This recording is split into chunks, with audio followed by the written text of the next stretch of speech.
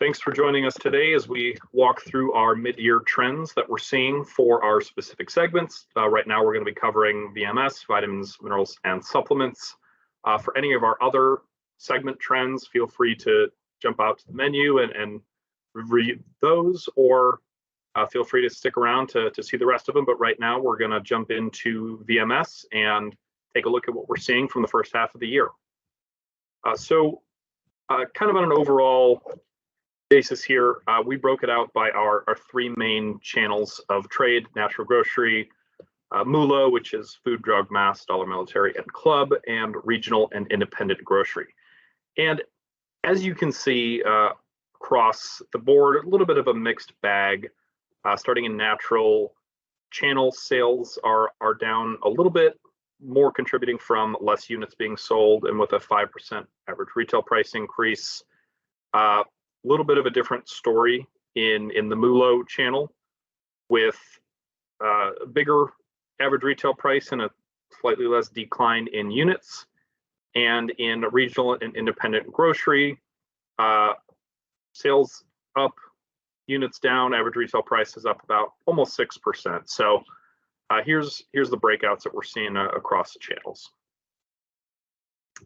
So after years and years of huge increases, a lot of categories in vitamins and supplements did report a decline in the first half of the year, but there were some bright shining spots like protein and meal replacements, performance nutrition. We're not going to cover it in this section, but energy drinks is also a big component of that.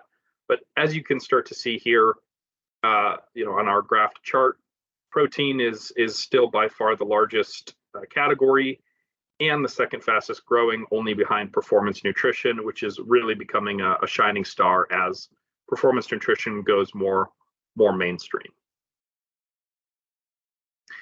What we're also seeing is customers not only wanting functional ingredients in their food, but also in the products that they're using for body care and for beauty in particular, especially some products such as Nature's Bounty and their hair, skin, and nails, Ollie, Mary Ruth's. We're starting to see non-beauty products as industry disruptors, right? So I think shoppers and consumers are starting to realize that it's not necessarily just what you eat, but the supplements that you consume that can also contribute to your overall health and wellness, especially as it pertains to digestive health, sleep, and overall emotional health.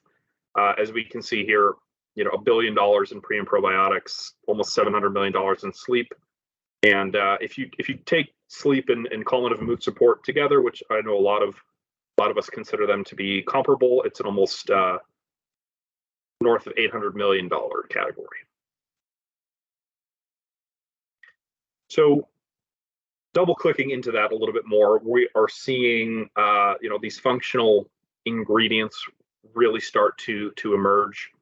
So non-ester C, vitamin C, lysine, beetroot, even shark cartilage, which I'm sure a lot of us aren't used to seeing maybe as a functional ingredient in some of these, but these are really dominating the space as the beauty from within and the rise of natural beauty goes a little bit more mainstream here. These are some of the top trending ingredients that we're seeing.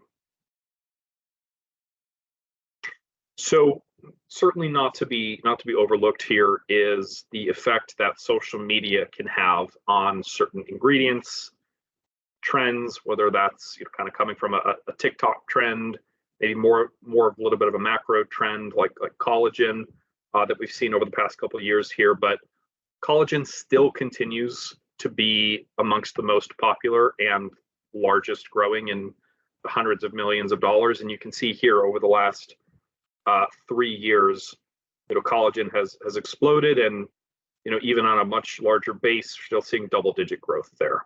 Hundreds of millions of views for collagen supplements across a variety of social media platforms. And then we start to get into some ingredients that maybe had their moment in the sun, Chlorophyll or chlorella did go viral a year ago.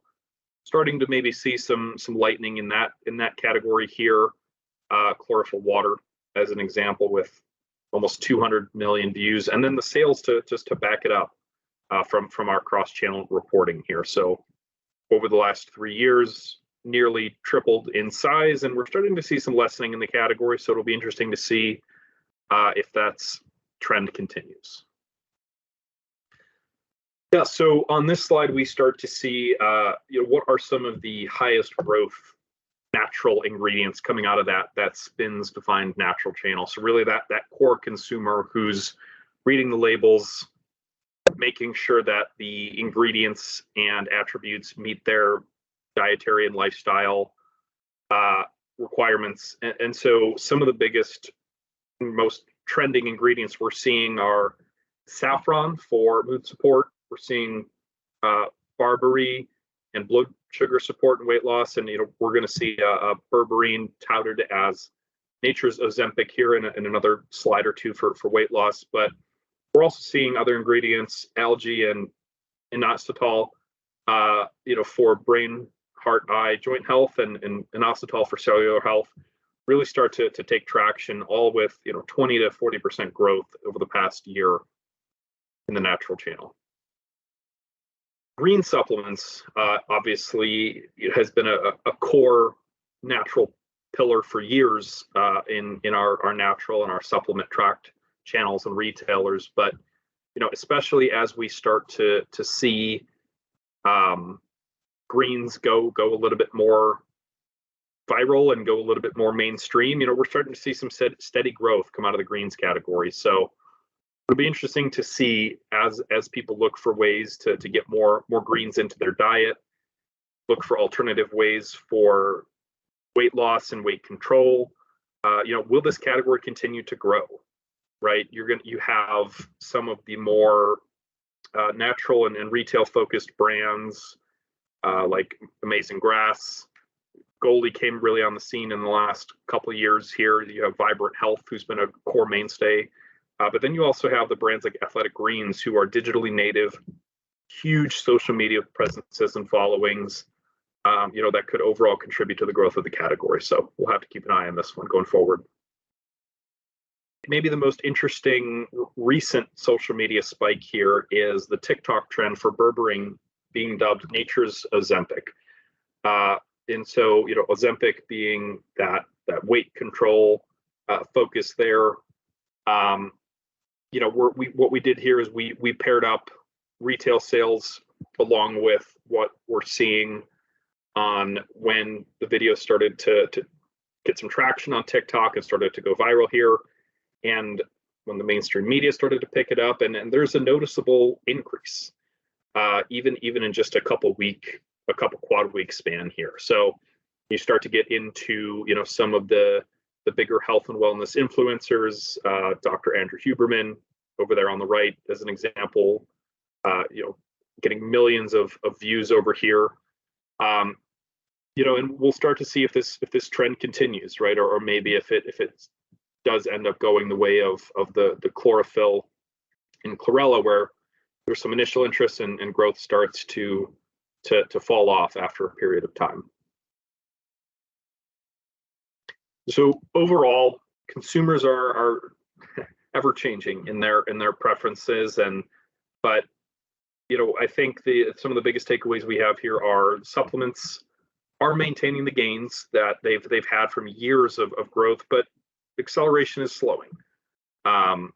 Active nutrition continues to drive the category forward, and we're now even seeing subsegments of active nutrition, women's health, menopausal health. It just comes to mind as a subsegment within active nutrition that's really starting to develop, and new weight loss drugs can reshape the way consumers shop, and especially in the US, where there is a high propensity of customers looking for weight management drugs.